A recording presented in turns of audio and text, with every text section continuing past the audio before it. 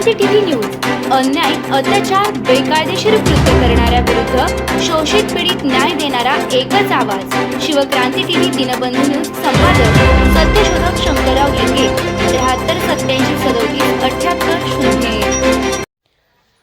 आसामचे मुख्यमंत्री हिमंता बिस्वा शर्मा यांचे मुस्लिम विरोधी वक्तव्य. संविधान धोक्यात, समाजात द्वेषाची ठिणगी.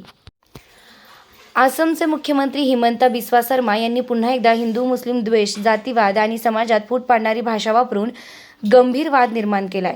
मुख्यमंत्री पदासारख्या घटनात्मक पदावर बसलेल्या व्यक्ती संविधानातील समानता, बंधुता आणि धर्मनिरपेक्षतेच्या तत्वांना पायदळी तुडवत असल्याचा आरोप आता उघडपणे केला जात आहे.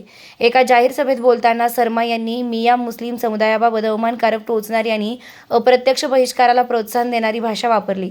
त्यांच्या वक्तव्याचा रोख हा स्पष्टपणे धार्मिक ओळखीवरून समाजाला लक्ष्य करण्याचा असल्याचं दिसतंय. या भाषणातून सामाजिक सलोखा बिघडवण्याचा आणि भीतीचं वातावरण निर्माण करण्याचा प्रयत्न होत असल्याचा आरोप विरोधक व सामाजिक संघटनांनी केलाय.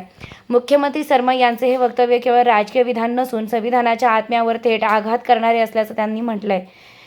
भारतीय संविधान प्रत्येक नागरिकाला धर्म, जात, भाषा यापलीकडे समान अधिकार देते. मात्र मुख्यमंत्री जर एखाद्या समुदायाला लक्ष्य करत असतील तर लोकशाही आणि कायद्याच्या राज्यावर प्रश्नचिन्ह उभे राहते. या वक्तव्यानंतर आसामसह देशभरात तीव्र संतापाची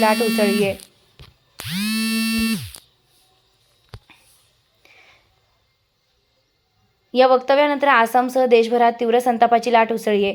अनेकांनी हे विधान द्वेषमूलक, भाजप विभाजनकारी आणि निव्वळ राजकीय ध्रुवीकरणासाठी केलेलं असल्याचा आरोप केलाय.